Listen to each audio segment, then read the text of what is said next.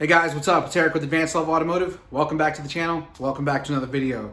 Today, I'm going to be doing something a little bit different. I'm going to be working on my personal vehicle. If you guys didn't know, this is my 2008 Ford Explorer. It's got the 4.0 liter single overhead cam engine. And if you guys have been following the channel for a while, you'll know that last year I posted some videos with this truck in which I had an issue with the timing chain, the rear timing chain to be specific. And so what I ended up doing was actually replacing the engine with the used engine. And if you guys have not seen those videos, I'm gonna link them below in the description. So if you guys wanna get caught up on what's been going on with this truck. But essentially, like I said, I replaced the engine with the used engine from a salvage yard. And lo and behold, a year later, we're back at square one. I've got issues with the timing chain again. So luckily this time, it doesn't look like it's the back timing chain. It looks like it's the front timing chain. That was one of the big factors that led me to replacing the engine, because if you guys didn't know, this one has two different timing chains, a front chain and a rear chain. And the rear chain, in order for you to do anything to that chain, you're gonna have to remove the whole engine. And so I decided to just go ahead and replace it with the used one. Anyway, I figured I'd bring you guys along because the truck's actually been sitting for a couple of months now, ever since the timing chain started giving me some issues. And I actually went ahead and bought another Ford Explorer. If you guys might get a peek of it in the background, that's my 2018 Ford Explorer. So, you know, we like Explorers here. I've always owned these trucks and they've always been really good to me, but you know, lately I've just been having trouble with the timing chain on this one. So anyway, enough talking. Let me start this thing up and let you listen to the noise that it's making, because that is really the main issue that I have here. So what happened was my wife was driving it to the grocery store, and she said that when she left the grocery store and she started up the engine and started rattling really bad, she was able to make it home, but the sound that the engine makes, it's pretty bad. So I'm gonna start this thing up and let you guys listen to it.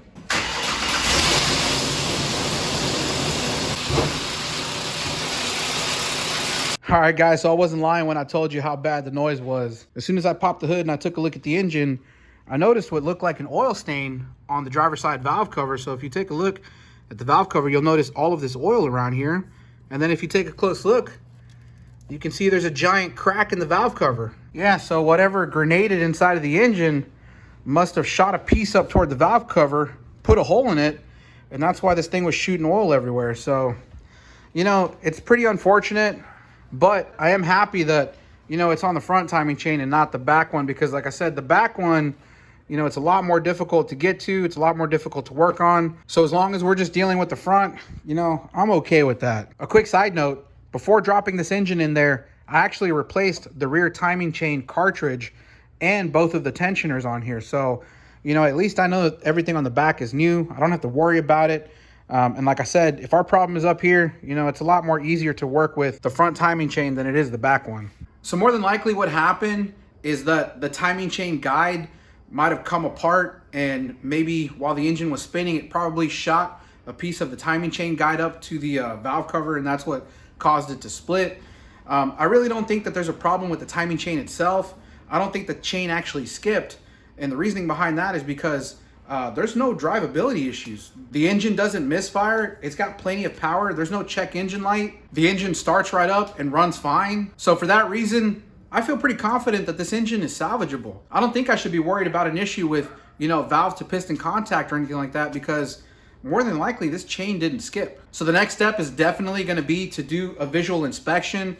First of all, this valve cover has to come off so that we can see inside and try to figure out what exactly happened. Then we can decide from that point on whether or not we should tear the front of the engine apart so that we can replace whatever broke. So enough talking, let's get to work.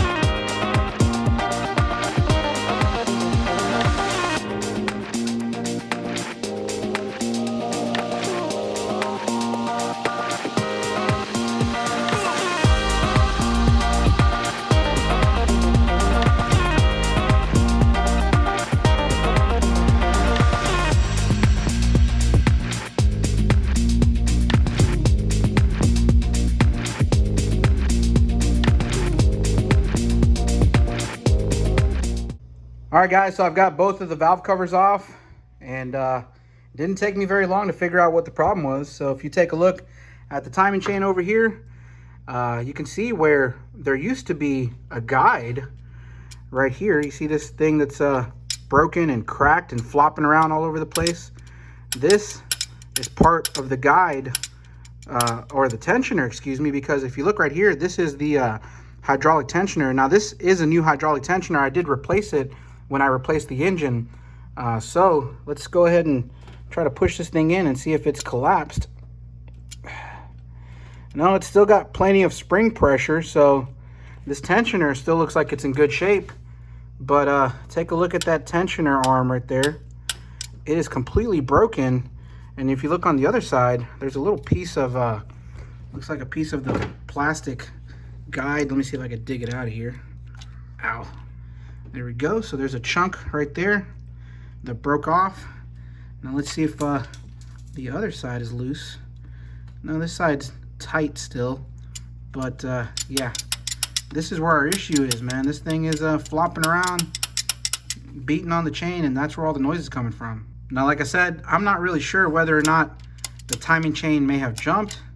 The engine still runs fine. We don't have any check engine light. We don't have any misfires, nothing like that. So I'm not exactly sure whether or not the timing chain skipped.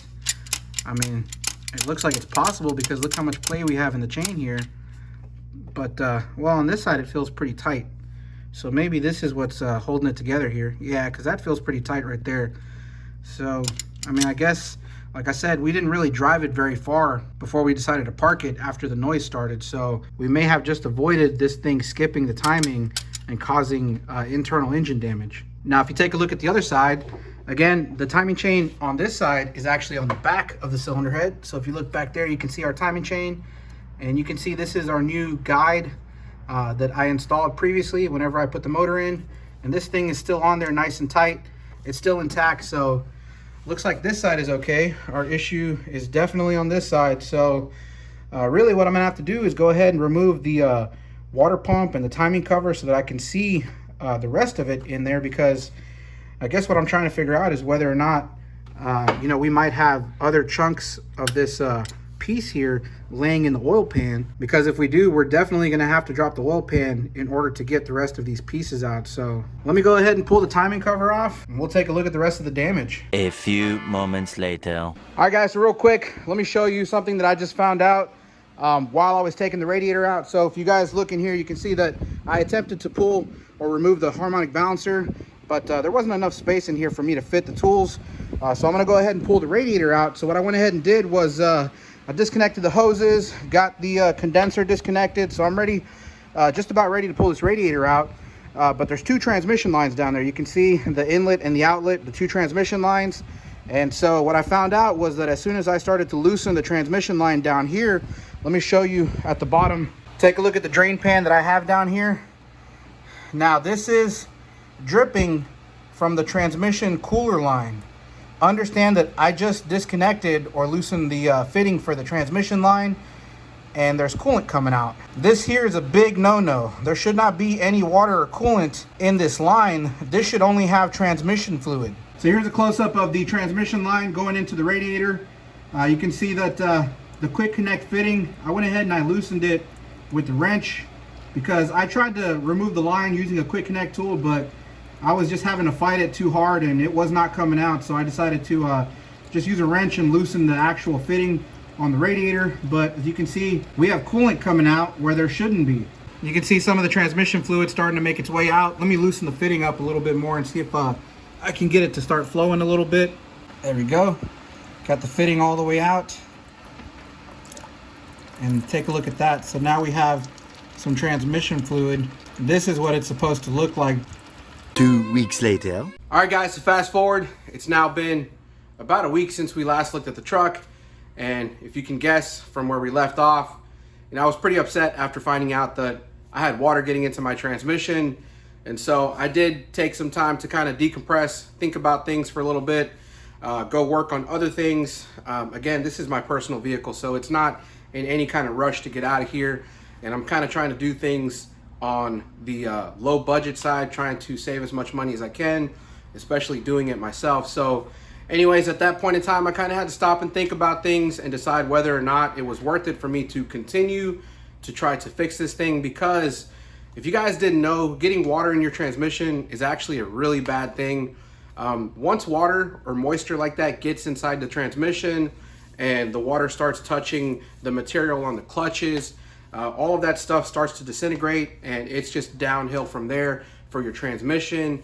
And you know, thinking about things now, it makes a lot of sense, because in the recent months I've been having trouble with my transmission, and I noticed that when I would accelerate, you know, if I was trying to get around somebody or if I was trying to get onto the ramp for the freeway and I had to punch the accelerator, I noticed that when it would downshift, it would rev up really high, act like it was slipping, and then once it would finally catch the gear, bam, it would hit pretty hard. And so, you know, that I kind of kept it in the back of my mind. You know, I thought about doing a fluid change and looking at things like that. But, you know, if you guys don't know, on these, doing a fluid change is not easy. Even just checking the fluid, there's no dipstick for this thing. So you actually have to get underneath there and drain some of the fluid to take a look at it. So things like that just made it a little more difficult for me to do, you know, simple basic checks. So anyway, at this point, we know that we have water getting in to the transmission from the transmission oil cooler. And so if you guys don't understand what's happening here, essentially the radiator has a part of the radiator that's dedicated for the transmission cooler. And so the way this works is that transmission fluid gets pumped from the transmission to the radiator. And so the fluid passes through the radiator. There's a barrier between the transmission fluid and the water inside of the radiator. And what happens is that if you have enough, maybe corrosion or possibly an impact or something that caused a slit or a crack inside of the internals of the radiator, well, the coolant is going to start getting into the transmission fluid passage that's inside of the radiator. And so then you'll have a mixing of coolant with your transmission fluid. And so, yeah, essentially this thing needs a brand new radiator, first of all. But once you have water in the transmission like that, you know, the damage is already done. It's kind of downhill from there. You know, we could replace the radiator and replace the transmission fluid, but it's still only a band-aid. Once that water made its way into the transmission, it kind of set this downward spiral. So again, that's kind of what I'm thinking. You know, I'm not sure if I want to do all of this work trying to fix this timing chain issue, spend another $300 on a radiator, because I'm probably going to spend at least $1,000 just trying to get this engine back up and running. That's just in parts. You know, if you were to have to pay a mechanic labor for this, you're going to be spending a couple $1,000s trying to do a job like this, possibly even more. And then, you know, say you spend all of that money trying to get the thing running, and 6 months later your transmission goes out, and then you have to spend another $2,000 to rebuild the transmission. So that's kind of where I'm at right now, is I'm not sure if it's worth it to try to put the money into this truck, because at this point, if I spend $1,000 in parts to get the engine running, and 6 months later I have to spend another $2,000 to rebuild the transmission, is it really worth it? Now, I will add that this truck, it's actually pretty clean on the outside. It has been in an accident a couple times actually on the front end, so I've had to do some reworking on the front end. You know, it's got a new core support and all of that stuff.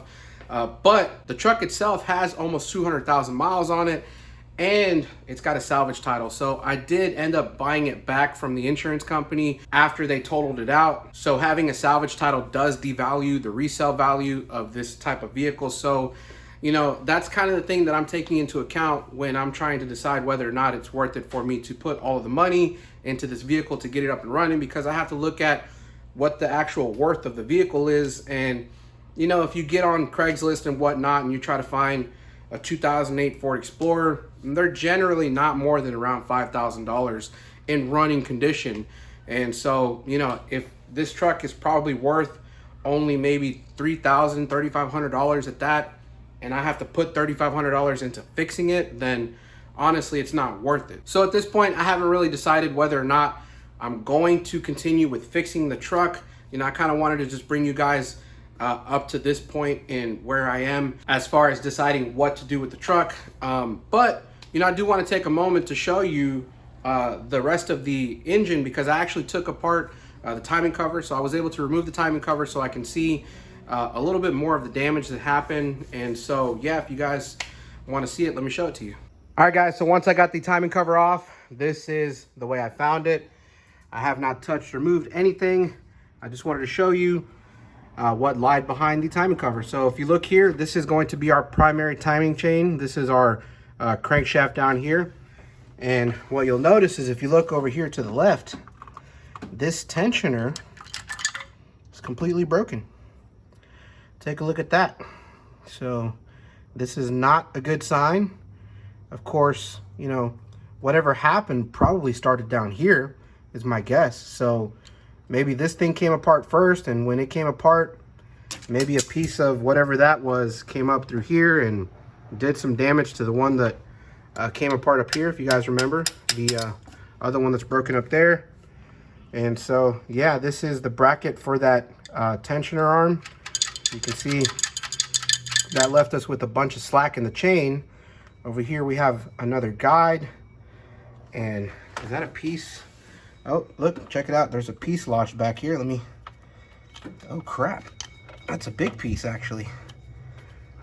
Oh wow, it's stuck in there. Let me see if I can get this out. Oh no, it's stuck in there. It's like a long piece and it's kind of jammed behind this timing gear. And I think that long piece is actually the long piece of plastic that's supposed to run along this guide here. But you can see it's kind of jammed back there. Let me see if I can dig it out. Let's go ahead and loosen these two 8mm bolts for this bracket. And ooh, gotta try to do this without dropping that bolt into the oil pan. There we go. Next one. There we go. I'll just grab this little bracket, pull it out of the way. Then we can probably just slide our piece of guide out. There we go. So that's the plastic guide, and I believe this one runs along the chain here. And so that one obviously came apart. And so, yeah. Take a look in here. I think I see another piece. I'm gonna try to grab it without it falling into the oil pan. Sitting right on top of the balance shaft chain. So there's another piece of guide here that broke off. And yeah, so, you know, who knows what's, you know, inside of the oil pan. We may have no choice but to try to drop this oil pan, you know, because I was going to drop the lower oil pan, because this actually has two oil pans. So there's a lower oil pan, then there's this upper oil pan. And so the lower one is really easy to drop, no problems there. But this upper one here is a lot more work to remove it. And I'm not even really sure if we can remove it while the engine is still in the truck. I mean, I'm pretty sure we can, but it's not going to be easy. And I was trying to avoid having to remove this upper oil pan. But, you know, in this case, it kind of looks like you could have pieces stuck above the upper oil pan and they may not actually make it into the lower oil pan. So there might not be any other choice for us but to have to remove both of them. Anyway, at this point, like I said before, I'm not really sure if our chain skipped timing or not. Really, the only way to find out is to use the tool. I actually bought a toolkit for this thing, and that's going to line up the crankshaft. It's going to line up the camshafts, and it's going to tell us whether or not we're still in timing. And so that's something we definitely need to try to take a look at, because again, you know, we need to decide whether or not we're going to continue with this engine or if we're just going to scrap it or just scrap the whole truck. And so, you know, we need to verify whether or not we had valve to piston contact, because if that is the case, then there's going to be a lot more work involved in having to remove these cylinder heads and replace any bent valves. So I'm hoping that we didn't have any valve to piston contact, but really the only way for us to find out is to go ahead and line up the timing using the tool and then seeing whether or not our timing actually moved. Another thing I wanted to address real quick was the sheer hell that I went through in trying to remove this harmonic balancer. And so I figured that, you know, if I share my experience with you guys, maybe you can avoid going through the hell that I went through, making a stupid mistake like I did. And so taking a look at this balancer, you know, it actually looks like your typical harmonic balancer, crank pulley, whatever you want to call it. It's pretty basic. It's got a hole in the middle for the bolt to go through. So this is bolted in like this, and it's bolted to the crankshaft on the engine. And you use a tool like this, a harmonic balancer pulley tool, to remove it. And so if you look inside of here, you're going to see that there's two threaded holes inside. Let me get my flashlight and show you. So if you look right over here, you'll see there's a threaded hole there. And then over here on this side, there's a threaded hole here. And so essentially you basically use this tool here with 2 long bolts, one on each end here, to hold on to the pulley while you tighten the center bolt right here. And that's what pushes it away from the crankshaft. Of course, you have to remove the bolt first. So of course, with the bolt out of the way, I installed the tool like this with the 2 bolts. And then I started cranking down on this big bolt here. And I noticed that nothing was happening. And so I was pressing and pressing down. And then, you know, I took it back off and I took a look inside of it. And, you know, if you look inside of here, it looks like your typical harmonic balancer pulley. So you'll notice that there's a circle in the middle. And, you know, to me, when this was installed onto the engine, it looked to me like that circle part was actually the nose of the crankshaft. Little did I know, this circle part was actually part of the entire pulley. And so if you look through here, you can see that it's actually kind of closed off. So this piece right here inside is what fooled me, because I looked in here with the mirror and I said, man, that looks like the nose of the crankshaft. And so I reinstalled the tool and I continued to crank it down. You know, and this time I switched over to using an impact. And what ended up happening was I actually snapped one of the bolts. So if you look over here, initially I was using these 2 bolts right here, 1 bolt on this side and 1 bolt on that side. And so as I was tightening it down with the impact, this thing just wasn't moving. And I was like, you know what, maybe eventually it's going to budge. And then eventually what happened was this bolt actually just completely split apart. And when it did that, this actually shot off like a bullet. Luckily, this engine was still in the vehicle. And, you know, there was a grill between my nuts and this pulley here, because if there wasn't, this thing would have done some serious damage when it came this way, flying like a bullet. Now, luckily, I was able to get this little piece out because this was stuck inside of the threaded hole in there. And, you know, the way I got it out was actually just by using a pick tool and a mirror, because, of course, this was still inside the engine bay. And so it was really difficult, but I was able to do it using a mirror and then using a pick tool and just kind of turning this. And then eventually I was able to grab some long needle nose pliers and just grab it and twist it off. And eventually I was able to thread it out of the hole. And so after doing some research, you know, I found out that that little nose inside of here that looks like the nose of the crankshaft is actually not the nose of the crankshaft. That's actually part of the pulley. What I realized is that in order to remove this pulley, you have to actually reinstall the bolt into the pulley before you install the tool. So basically you put this in there like that and you thread it maybe 2 or 3 threads. You don't want to thread it too much because you know, basically you want this kind of sticking out away from the crankshaft. So you just want to thread it a few threads and then go ahead and install your tool. So once you install the tool like this, and when you start cranking down on this thing, you're actually pushing on the bolt. You're not pushing on the nose of the pulley, you're pushing on the bolt. And as you're pushing on the bolt is threaded into the crankshaft nose and you're actually pushing it away from the crankshaft. So eventually what's going to happen is as you're pressing it out, it's going to get to a certain point where it bottoms out at the bolt because the pulley's coming away from the engine. And then at that point, just go ahead and remove everything. And then you should be able to just kind of muscle this thing off the rest of the way. And so that's basically how I got this thing off. My question to the Ford engineers is, why the hell would you make it like this? I mean, you know, most pulleys don't have this wall in here because that's essentially what this is a wall. So if you look at it from the backside, you can see that it's a wall where the crankshaft nose is going to bottom out. Most pulleys don't have this wall. The crankshaft nose just protrudes through the other side and you can see it, and that's where the bolt goes. But in this case, they made this wall, which, okay, that's fine and all, but why would you make the nose or this wall look like the nose of the crankshaft? I mean, anyone who's going to look in here with the mirror is going to see that round wall, and if they don't know any better, they're going to think that's the nose of the crankshaft.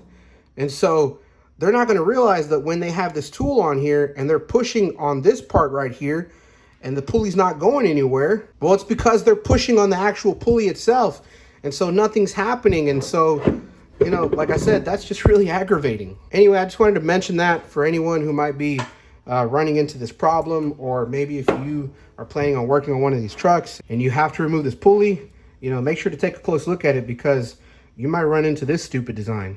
All right, guys, so here we have the timing toolkit for the Ford 4.0 single overhead cam engine. I did buy this one on eBay. It was a pretty good deal. And so if you guys are interested or you're looking for one of these, I'll leave a link in the description. This seems to be a really good quality toolkit. And, you know, it's very basic. It does what it needs to do. But basically, this piece here goes onto the crankshaft pulley over there. And so these teeth wrap around the reluctor wheel of this crankshaft pulley. And then basically this part right here meets up to the base of the engine block. Now, I really can't use this right now because we still have the upper oil pan installed. So we're not going to be using this. No big deal. Really, all we have to do is set our crankshaft keyway at 12 o'clock, and that should be good enough for what we're trying to do at the moment. Again, I'm just trying to verify the engine timing and make sure that it didn't skip. And so what we're going to be using is this piece right here, which is actually came 2 pieces in the kit. I've already pre-installed this piece right here. This nose is going to go into the camshaft hole. And then if you look right here, we have these 2 lines right here, these 2 keyways. That's what's going to slide into the keyways on the camshaft. So let me take you over to the engine and show you how that works. All right, so moving back over to the engine, if you take a look at the crankshaft keyway right here at the top, you can see that you know, I used a spacer and a nut here so I can put the bolt so I can use it to spin the engine. And I spun the engine until we were at cylinder number 1, TDC on the compression stroke. So that's going to be the keyway at 12 o'clock. So if you look at the keyway here, you can see we're right at 12 o'clock with this little kind of notch right here on the block. And so that's exactly 12 o'clock. Now what you want is once your primary chain or your crankshaft is at 12 o'clock, you want to look at these little half moons right here on the camshaft. So again, because these cylinder heads are made opposite of each other, so basically on this side, the cylinder head just kind of flipped backwards. So we're looking at the front of the camshaft here, and over here we're looking at the back of the camshaft. And so if you look over here, you'll notice that there's this kind of slit across the camshaft here. And so this slit here is made to be parallel with the surface of the cylinder head here. So basically it should be flat, just like the cylinder head. And so right now, this is what you want it to look like. Now, what you may notice is that this half moon here is actually larger than this half moon. And so what you want is the larger half moon on the top and the smaller one at the bottom. And so that's what the tool is going to do. The tool is going to slide into here, and it's going to verify that we are perfectly aligned with the surface of the cylinder head. And so we could take this piece right here. Again, this is the tool, and these are going to be the 2 notches that slide into the hole here in the camshaft. So I'm going to slide this tool in there, and then as long as it fits, the teeth fit into here, you can see when I push it all the way in, it's sitting flush. The tool is totally flush, and you can see that it's perfectly aligned with the surface of the cylinder head. I mean, this does have to be bolted down, but basically all I want to do is verify whether or not the timing moved, really any significant amount. And as you guys can see, with this tool fully installed, it looks like our timing really didn't move at all. So we're going to take this tool and we're going to move over to the back side of this cylinder head. So over here on the driver's side, our slit is going to be on the back side of the camshaft. So I'm going to use this hand to install this tool. And I don't know if I'm going to be able to show it to you guys, but let me make sure it's sitting all the way flush. And there we have it. The tool is fully installed. First of all, if I was able to install the tool, then that's a good sign. Because if I wasn't able to install the tool, that's because the camshaft is not in the correct angle and the tool will not install. But if you look here, you can clearly see that the tool is totally engaged. You can see the teeth are all the way inside the slit on the camshaft, and our tool sits flush with the back of the cylinder head. And so this is how we verified that our timing did not move. So that's at least one piece of good news. Anyways, guys, at this point, I'm gonna end out the video. Today we were able to verify that we did still have good timing, so we know the timing chain didn't skip. So we don't have to worry about, you know, valve to piston contact. That's a good thing. I still haven't decided whether or not I'm actually going to continue forward with this. I may take the next few days to decide what I'm going to do as I price things out, because you know, thinking about it, the longer I think about it, the more I think about the rear timing chain and whether or not we may have a problem with that in the future, because like I said, I did replace the cartridge, which was the plastic timing guide on the back side of the engine, but I didn't replace the chain. And I did replace the tensioner, but like I said, I didn't replace the chain itself. And so, you know, that kind of leaves me worried about putting all the work into doing the front and maybe in the future having a problem with the back chain. And then on top of that, you know, I'll be honest, the cartridge that I put back there, or the guides, they were some cheap kits that I found on Amazon. You know, it's held up this long, and so, you know, I'm hoping that buying a cheap part isn't going to cause any issues down the road. Now, when it comes to the front timing chain, I'm still kind of trying to decide whether or not I should go the route of buying all OEM Ford parts from the dealer, or buying an aftermarket kit that's going to save me a lot more money. You know, it's kind of a toss-up. What if I buy the cheap stuff and then I end up having a problem later? Or like I said, what if I spend a lot more money buying the Ford parts and the transmission goes out and I have to junk the truck anyway? So I just don't know what to do. Anyway, like I always say, thank you guys for watching the video. I hope you found it useful, informational, educational. If you did, make sure to give it a thumbs up. If you haven't done so already, make sure you subscribe to the channel, hit that notification bell, and, you know, let me know what you guys would do in the comment section. Would you guys, you know, go the route of putting all the money and all the work and time into fixing something like this? Or would you just stop at this point, not spend any money, and just junk it? Let me know in the comment section.